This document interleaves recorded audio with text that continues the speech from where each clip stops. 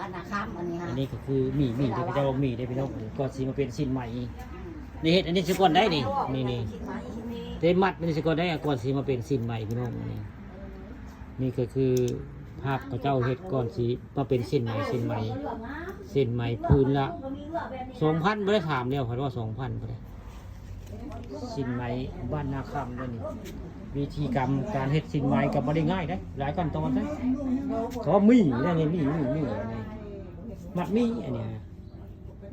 สัมภาษณ์อันเจ้าของสิ้นไปเลยเจ้าของสิ้นใหม่เพิ่นดีฮะสิ้นใหม่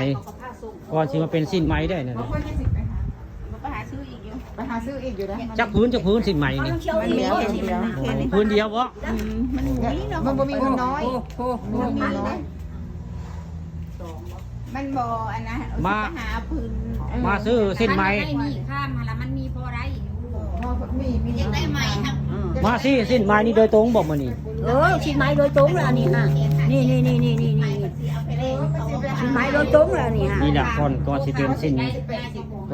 นใหม่บ่ได้ง่าย นี่ชิ้นไม้โดยตรงระเบ้ออันนี้ฮะ นี่บ่มีบ่อนนะ บ่สิเป็น มื้อนี้มาซื้อสิ้นใหม่นี่เนาะ หาเรื่องเอา บ่ คืนนะ มาซื้อนี่สิ้นใหม่นี่บ่มื้อนี้ ชื่อชิ้นไม้อันนี้แล้วนี่ดิ ให้ล่วง มาซื้อสิ้นใหม่เด้อพี่น้องมื้อนี้นาศาสนาเด้อมาซื้อสิ้นใหม่อยู่บ้านนา ชิ้น คำ ไม้ นะ เอาชิ้นไม้ คืนละ 2,000บ่ได้พี่น้องซื้อละ 1,200 ป้อมกับไม้น้อยซ้ำไม้ยู่ไม้ไม้ ดีกว่า 2,000ซั่นซื้อมาแต่มันอื่นเลย ไม้ละอันนี้ฮะ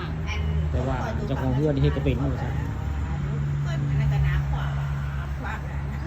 คืนละ 2,000เราเรียกนึกว่า1,200บ่มีเนาะ มีน้อยมันเป็นแบบ สินไหมบ้านนาคำและพี่น้องค่ะบ้านนาคำผสมของบ้านเป็นผสมไม่ได้ครึ่งไหม เดี๋ยวบอกมันก็บอกว่า แต่อันนี้ได้เนี่ยมันมีสกอนได้ผลเอาทำตามในของสินผลว่ามันมีสกอนได้ก่อนสิมาเป็นสินใหม่นี่คือสินใหม่นี่แหละก่อนสิมันมีนี่ละก่อนสิมาเป็นสินใหม่